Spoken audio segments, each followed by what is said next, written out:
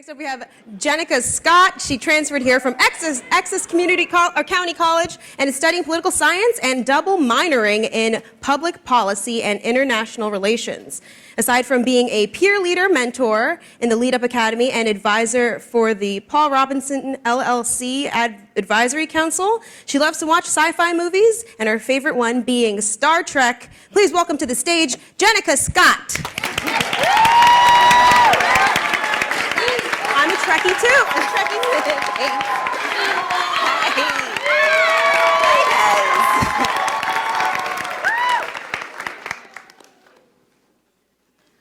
When I was a little girl, my mom told me I could have been whatever I wanted to be.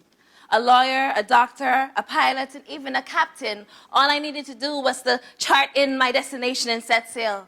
Set sail to the world beyond yonder, looking up to the heavens for guidance, and so did I. I took a deep breath and smelled the salt in the air and felt the rush of cold wind against my face and the wind in my hair.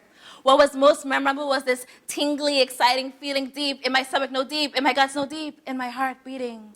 I was about to do something new. I was embarking upon my journey. However, somewhere at sea, I kind of got lost. I kind of lost my way. And when I look up to the heavens, there was no clear day. And when I look up to the heavens, a storm began to brew. And when I look up to the heavens, a fog of gloom surrounded me.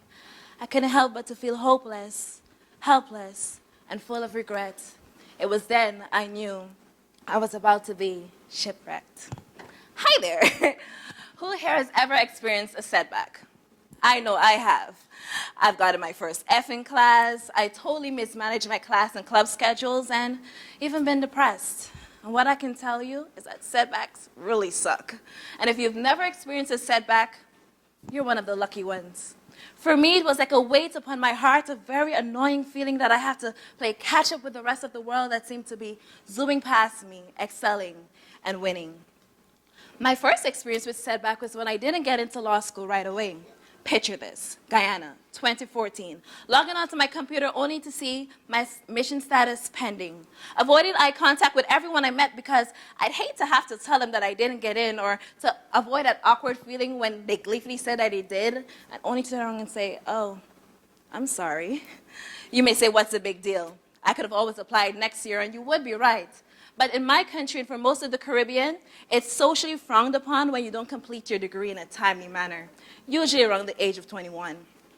My family and friends try to be supportive, saying everything happens for a reason, or it's all in God's plan, or terribly recited a little Trinidad could. Although they meant well, nothing could fill this void of disappointment and failure. Fast forwarding to my second year of law school, yes, I did get in.